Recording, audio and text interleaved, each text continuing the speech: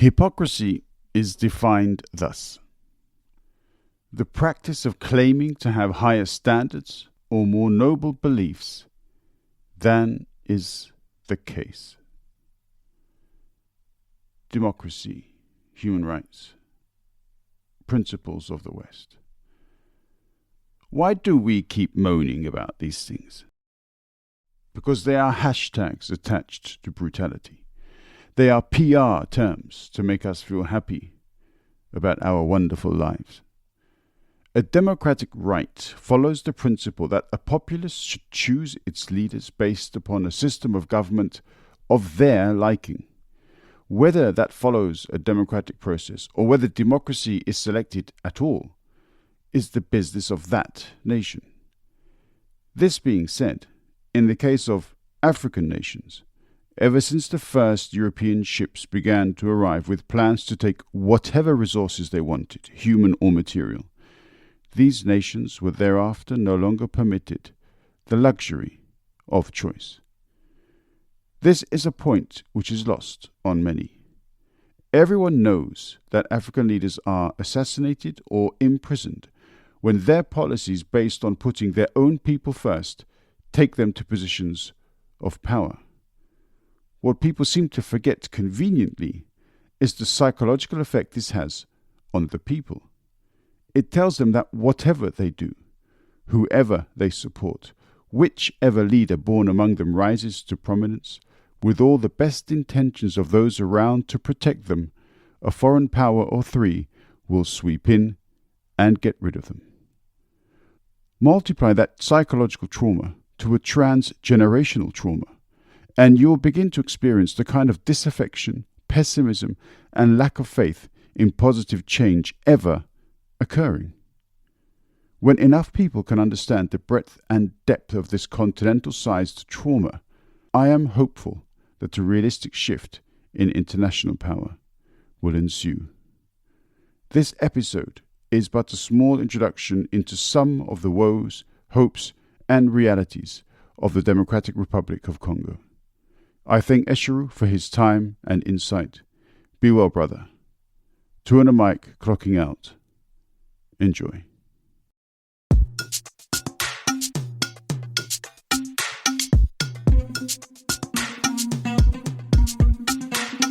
Dung weche pek kod welo mabiro e TwoandaMic. Dung parodit kod jok mawuoye TwoandaMic.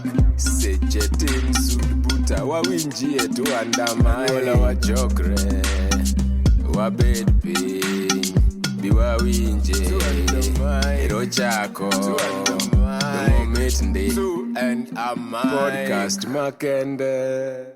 I'm so happy to say that I am joined once again by the political activist that is Esheru. Hi, Esheru. How are you doing? Good evening. I'm very well, thank you. Thanks once again for having me on the show. Yeah, well, I mean, I had so much fun talking to you that on the last two occasions, I didn't really have much choice in it. And we're going to push ahead with our series, which talks about African nations. And today's beneficiary is the Democratic Republic of Congo. Yes, indeed. The DRC, as it is also known as. Give you a little bit of background about the country itself. It is roughly about the size of Western Europe. Okay, it's the largest country in sub-Saharan Africa. DRC has an abundance of resources. It has everything from cobalt to copper. It has enough water for hydropower potential, arable land, immense biodiversity, and something unbeknownst to many, has a second largest rainforest. Population about 99 million, give or take. Yep. All of these are amazing, because if you'd ask people, okay, can you give me some facts about the DRC? And I'm not sure these would necessarily be anywhere near the top. But I was surprised when I heard about this, the second largest rainforest in the world. I was also surprised to find out that of a potential 80 million hectares of arable land, only 10 million are currently being cultivated. So there is so much potential for a nation like Congo, and yet the problem, and yet? Well, let's go back to the Berlin Conference very briefly. And for the listeners that are unsure what the Berlin Conference was, but back in the late 1800s, or it could be the 1900s, please forgive me if I got the century wrong. But there was a meeting of European countries chaired by Belgium in Berlin, and they decided to carve up Africa and carve up Africa based on which interests each European countries wanted parts of Africa, and this included Britain and France and Belgium and all the old colonial powers. What they did was, when they divided up the country, through, it wasn't diligently done, it was done through tribal lines and areas, which naturally caused conflicts. We know parts of Africa has history of tribal conflict. And this increased a lot of conflict in the areas. And one of the reasons why this arable land is not being used is purely because of politics and these conflict areas. Yep. And as we know, again, just to repeat perhaps something that we mentioned in the previous podcast, as was the case with the Middle East after the fall of the Ottoman Empire, Britain and France, in this case others, they deliberately put together nations in such a way as to make political stability extremely difficult for those areas, and economic and social stability also, because that way they were better able to manage their own interests in those areas with as little, shall we say, resistance as possible. Absolutely. Just wanted to go back so I just get my dates clear. It was 1884, the conference that took place in Berlin. And going back to your point, this is exactly what the European powers and the colonialists, the imperialists. For example, if you just look at the geography of Senegal and Gambia and Senegal is more or less the same country, and Gambia sits literally in the center of Senegal at the mouth of the Gambian River, and the entire country sits just around the river. And the British used, obviously, Gambia and the Gambian River as a way to transport the materials that they wanted out of Africa through the river and out onto the Atlantic. So they exactly what you're saying, they carved up the land for their own benefit and their own end use. Yeah, indeed. And this, unfortunately, is something which any historian or anybody who's read a little bit about some of the way that colonial powers worked, this is basically what they did in every area they went to. They didn't go there under this guise, we are going to take civilization, we're taking structure, we're taking infrastructure, we're taking bureaucracy and so on, because we want to, in some way, increase the quality of life of the people there. What they actually wanted to make sure that they did was they were better able to take the resources of those countries, keep a record of the resources that they had taken, and obviously cut down costs over time. Absolutely. It isn't any more simple than that. It was purely out of self-interest. Of course, we're told the stories that they traveled there to spread democracy and civilize the unsavaged. But of course, we know that when they arrived, they saw civilized people living like anywhere else. But it was purely self-interest and nothing more. So moving forward then to slightly more recent events, we're going to talk in more detail about some of the conflicts that have unfortunately plagued the history of the DRC recently. This is where the Rwanda connection comes in. And I know we're going to talk about this in more detail in a future podcast, but I think you wanted to mention a couple of points, if I'm not mistaken. Well, of course, I mean, we could talk a little bit about the conflict groups in the area. I don't want to get too bogged down into that because I think that's probably subject for another time. But you have various groups. You have everything from the M23, which is probably the most well-known group. It's a rebel group that emerged around 2021. It's been taking a lot of territory in the eastern area of the DRC. Then you have the Allied Democratic Forces, followed by the Wazalendo, and also the FDLR, which is Forces Démocratiques de Libération de Rwanda. if I'm proud of French there. But yeah, these are the various groups, and some of them were, and again, I don't want to get too bogged down into the nitty-gritty, but some of them work for and in the benefit of the country and the people, and some are working against that. And those that work against often work for international interests. So Felix Antoine Tshisekedi Chilombo has been president since 2019. If somebody were now to do a search on the DRC, some of the topics that would come up would probably include the sinking of a boat, which killed scores of people. They would also probably stumble across a very surprising headline, which reads coup attempt. And at the top of that would probably be involving 3 Americans.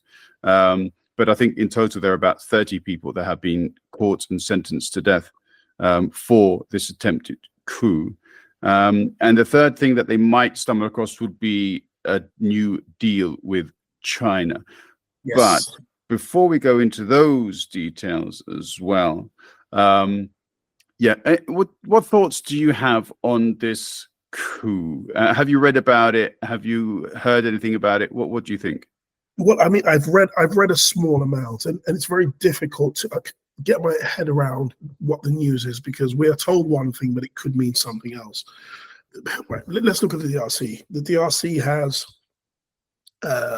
more mineral wealth than what the US and Western Europe generates in GDP each year. Okay, that's the mineral wealth that comes out of the DRC each year. How much of that do the people have? Okay, now I think we have somewhere between about 75% of the people, the Congolese people, live on less than $2.15 per day. This is around in 2023. These are the latest figures that I have. About 1 in 6 people live in extreme poverty. Now, the president has been in power since 2019. The question you have to ask is, what changes has he put in place to improve the country for the majority, for the people? Now, you mentioned the Chinese mining deal. Okay, I think the deal was struck in sometime in March, give or take, or this is when the news broke. Yeah, it was early this year. Yes, definitely. Yes, correct. And the deal was struck, obviously, between the president and the Chinese, and it was a framework. There was a framework that was put in place from around 2008. This money will be used to primarily build the roads in the country. And of course, that means one thing: be able to extract and easily move what they extract to the manufacturing of whatever it is they're going to manufacture in China or various parts of Asia. On the face of it, this is a good thing. It will provide jobs. It will help the country develop the economy in many ways. But on a day-to-day basis, people are still poor and people are still hungry. There are still some areas that need some attention. Yeah. With regards to the deal, so there's some of the extra details that I found out was that the original deal was signed with a previous president, and this dates back to 2009. And the current president said that this deal was not in the interests of the Congolese people. He said that, in fact, of the $3 billion that China had promised that they would invest in the country, they had only actually spent $1 billion. And he took this as a complaint to China and said, all right, we have to renegotiate this deal. So, and this is why before, obviously, when we were talking, you mentioned a very interesting debate as to whether or not he's for the people or not. And I think there are some interesting tidbits here that we can then maybe analyze a bit better. So he's upped that from $3 billion to $7 billion. Yeah. But this is money that apparently that some framework is in place to make sure that this money is spent. On top of that, there is going to be an investment in the areas of now some kind of training, which the Chinese are going to provide for agricultural expertise. And they're also going to provide scholarships and medical aid. So these are some additional benefits which the president is looking perhaps to say, hey, look, guys, look what I've done. But you're not convinced, are you really? The research that I've looked at, what I've been reading is, although access to education has improved in the DRC over the last few years, certainly for the earlier ages, children between the ages of 7 and 10, it's still lacking in the ages of people above that. And this is where the problem lies. There needs to be education for people who are post high school or secondary school, depending on where you're living, and then further education, because these are the people that then will then go on to drive the economy in the way that the economy needs moving. Skills-based training, academic training to fill the jobs and the roles that may come up as a result of an investment in the country. Now, as I said, the country needs fundamental change, but it's going to need a leader that is going to do more for the people and less for foreign business interests, in my opinion. Yeah, I've looked at some of the energy outlook and some of the key indicators with regards to the policy initiatives, and it's quite interesting when you look at some of the stats. So in 2000, the population was 47 million. 2018, it's 84. So I think you mentioned 90 million, and that kind of figures in. They predicted back in I guess 2018 that 120 million would be the population in 2030. Access to electricity in 2019, it was 9%. By 2030, that's going to go up to 16%. Mm-hmm. Access to clean cooking, 2018 was 3%. In 2000, it was 3%. By 2030, 4%. These are more in line with what you were saying, that the president's policies since 2019, as in we've had 5 years now, and with only 16% of the population to have access to electricity and only 4% to have access to clean cooking by 2030, on the basis of his policies, that's pretty poor. Oh, absolutely. Absolutely. As I said, I think that the country itself needs a young, strong, bold leadership, or a leader that will put the country first. Okay, I mean, we can talk about historical leaders of various places, like various places. This very place, Patrice Lumumba, very, very historical. Wanted the best purely for the people and the country, and as you know yourself, all right. Whenever we have leaders in Africa, regardless of nation, any leaders that show willing, any leaders decide that they want to put the country first and put the country on the map, these are the leaders that are often end up in the crosshairs of Western governments and the security services, because they go against the wishes or should I say the interests of Western nations and businesses. Which is unfortunately nothing new, and yet people still seem to be surprised when we're critical of them. I mean, you look at Iran. Everybody nowadays talks about Iran as though they are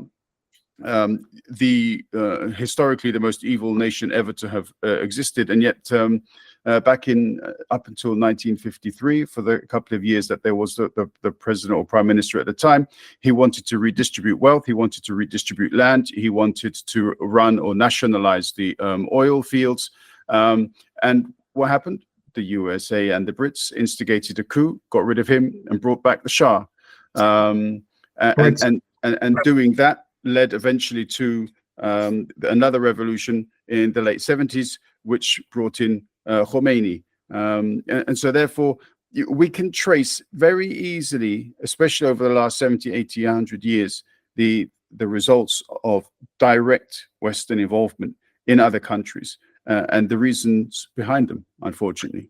Absolutely. It always comes down to business interests or geopolitical strategy.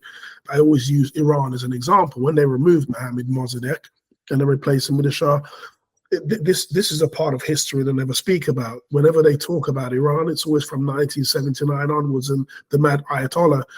In Western history always seems to begin at a vantage point that is favorable to Western historians and the establishment to tell a story that they want people to hear. But wherever the US, Britain, and the security service have gone, they've always removed a democratically elected leader and replaced it with a very brutal alternative. That's always the case in every in every turn. They've done it in the DRC. They've done it all over South America. And usually, as you say, they've got rid of a democratically elected leader, and quite often they replace them with right-wingers who couldn't care less about human rights and so on.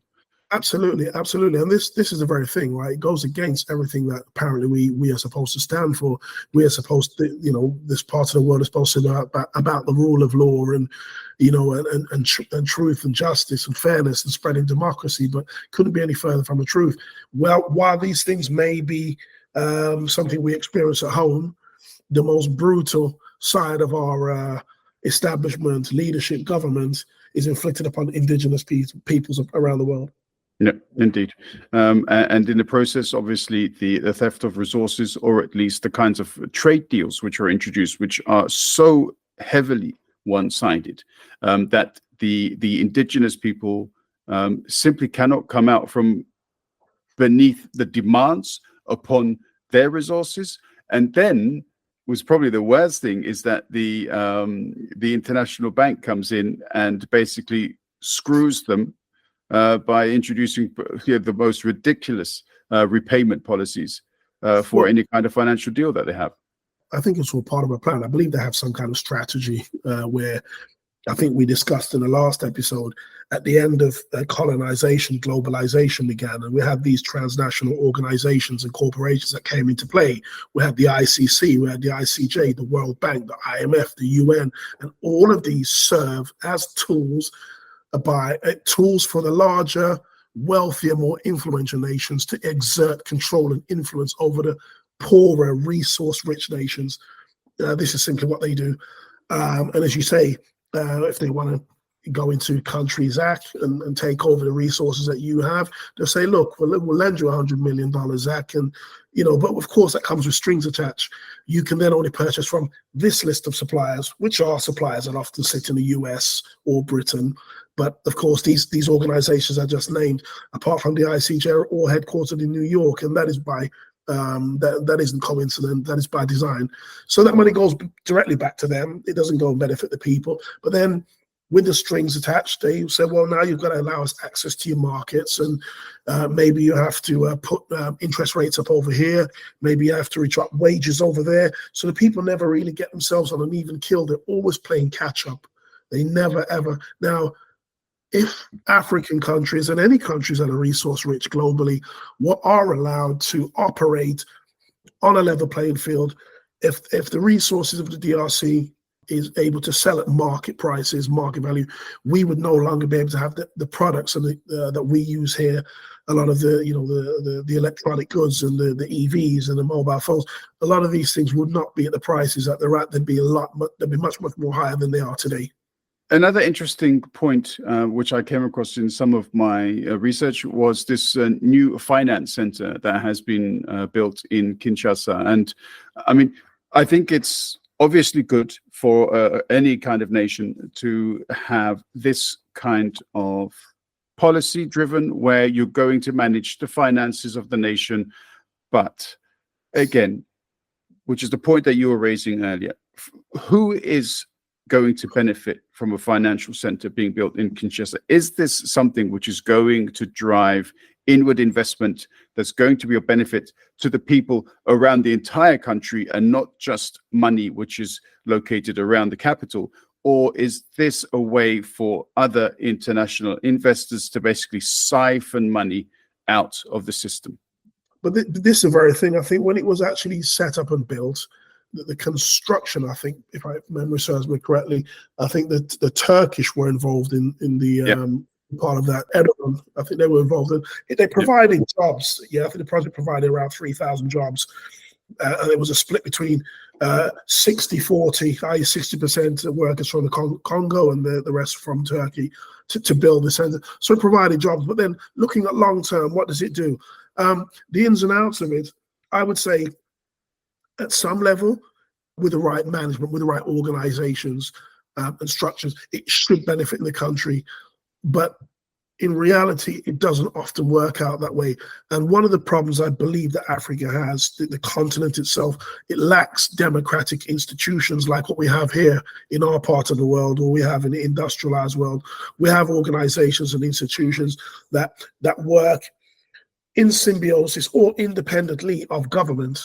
Okay, we have these structures in place to ensure that taxes are paid and that money goes through to certain programs in the correct way. There are no, well, of course, I'm sure brown envelopes are being passed, under the table at Westminster, but you know what I mean? They need institutions that work to benefit, to grow the country.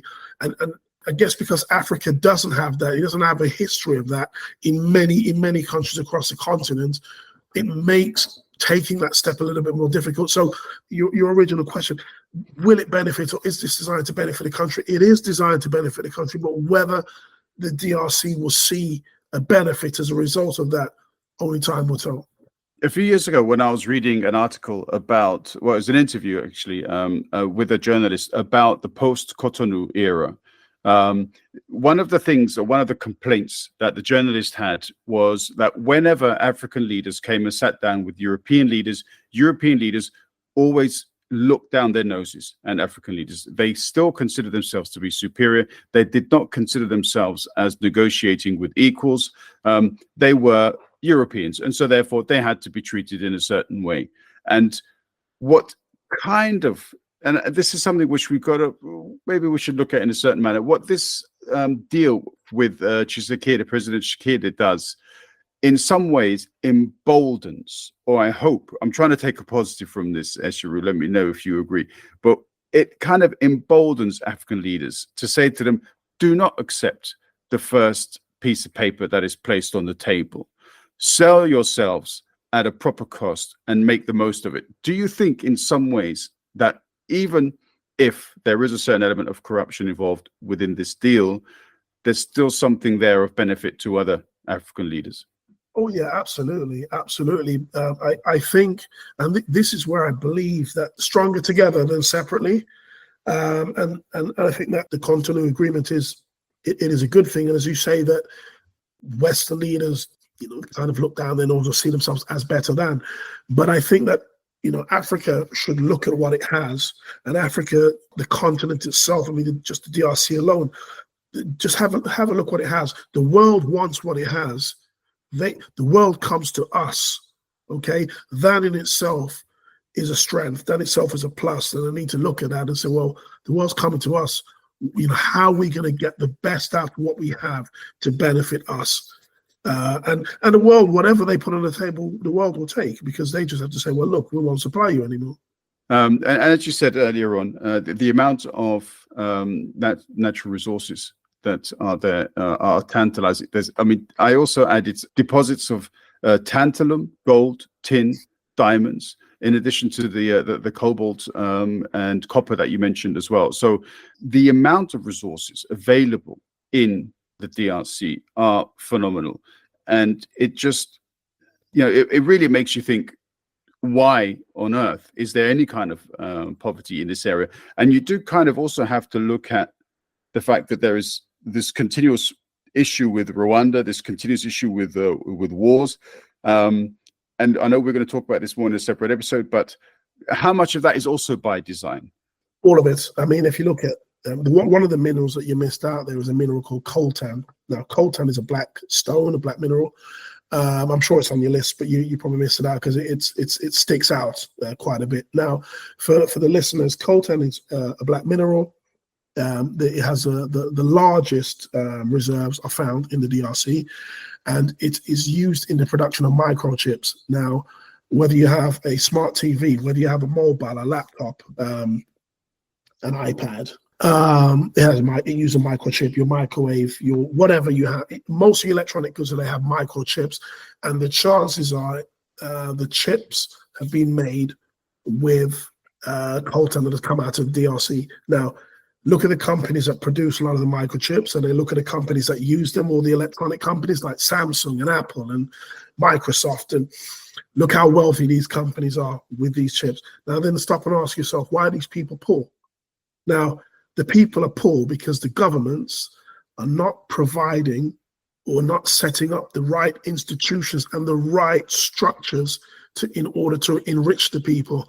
I saw a documentary very recently with a young BBC documentary, and these young people were out mining coltan, and they tend to use small children to go down in the mines because they're small and they can get into the tight spaces. And these are 5, 6, 7-year-old children in these very dark places, and it's cold and it's wet and it's miserable. And they were talking to a gentleman, and I think this gentleman said that they earn about $2 a day, give or take, very small amount of money. And they asked him, so what happens once you've got this coltan? He says, well, we pack it up. It's taken away by car, and then we see planes leaving. And he says that this stuff just gets shipped out. Now, had there been proper structures in place, it wouldn't just be taken in the back of a car, loaded into an aircraft, and then shipped out to whatever country that's going to make money from it, right? There would be a process. Papers would be exchanging hands, and import and export dockets, etc., etc. But I still get the idea. I still get the feeling that it's money exchanging hands, and very little going back to the people. Yep. I mean, there are mechanisms in place which apparently maintain a paper trail for certain standards to have been adhered to. But when speaking with some people who are in charge of either maintaining the paper trail or ensuring that those standards are kept, the question is asked, okay, have the rules been followed? Yes, of course. How do you know? I've got the signed document here. Okay, how do you know? Yeah. What do you mean? I've got the signed document. Okay, you've got a signed document. I can sign your document. But how do you know what is on the document was actually followed? It was signed in the country of origin. So you don't know. So as you say, the kids could be loading all of this stuff into boxes, which are then put onto whatever plane and sent out. And then what happens? Well, think about, do you remember Nike and all these large trainers manufacturing companies that they used to own sweatshops in Southeast Asia, right? They used to actually own them, physically own them, and then they'd employ. But then when we started talking about with working conditions and ethics and health and safety and all these things, they then started distancing themselves. So they then sold off the manufacturing outlets to an independent person, separating themselves from the process.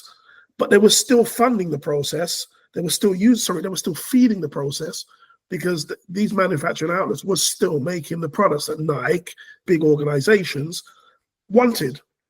But they were still feeding these sweatshops. So they could say, well, we don't own any sweatshops. We don't force any working practices. And it's true, they weren't.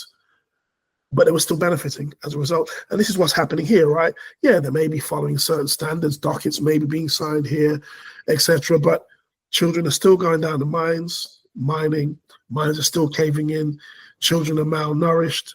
They're only on $2 a day, £1 a day, whatever, a small amount of money.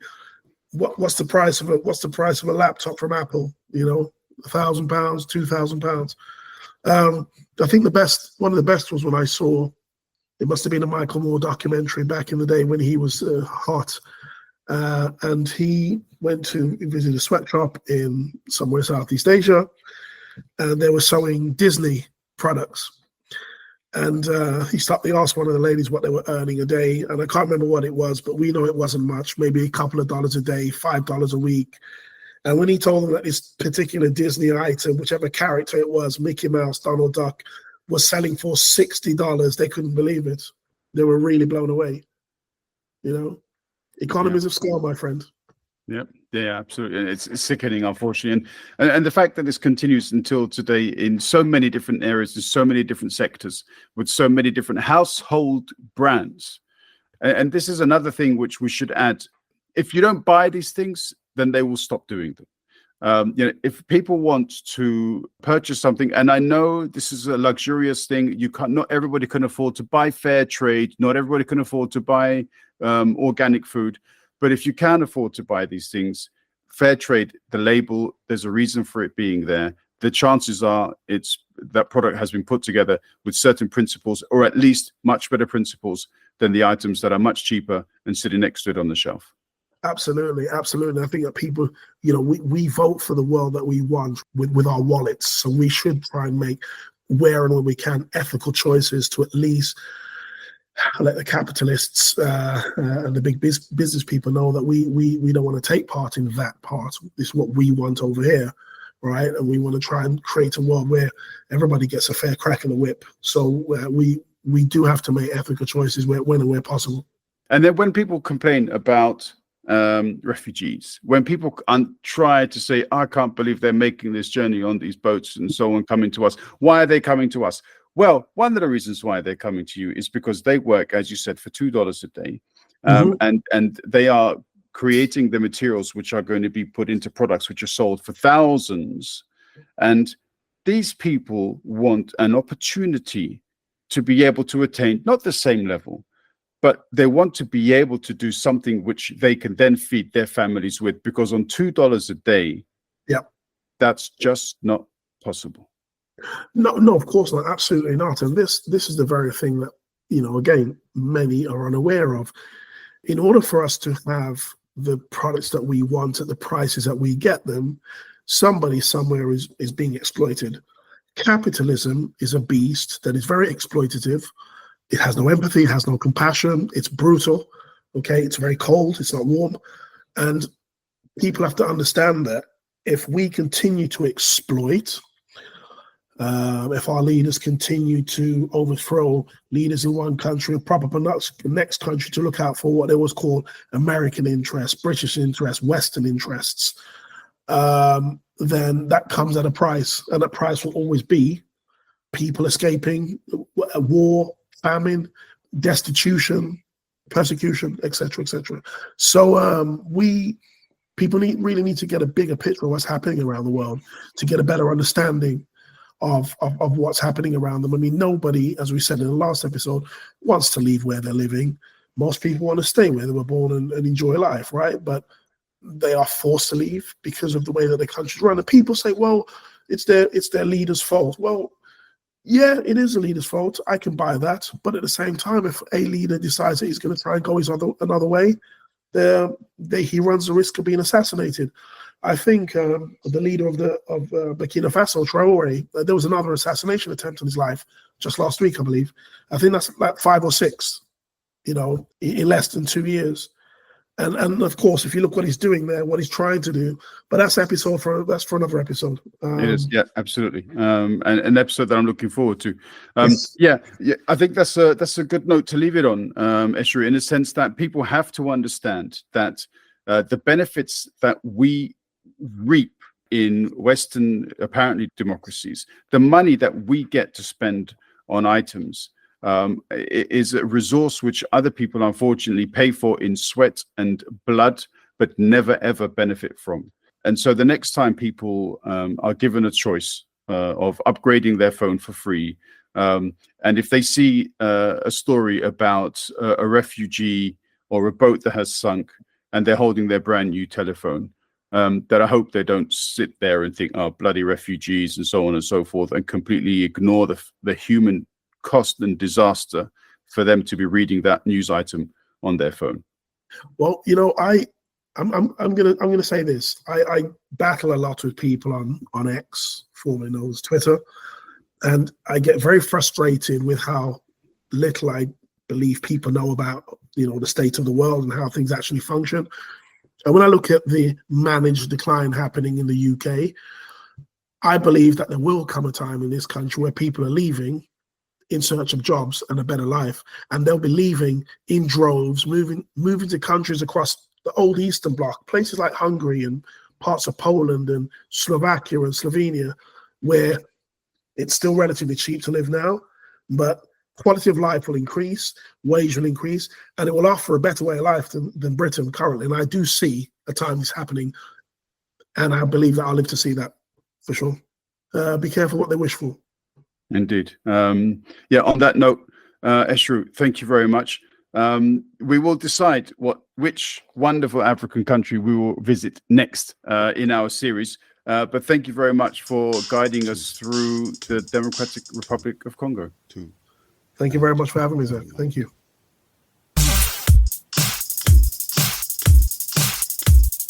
TwoandaMic.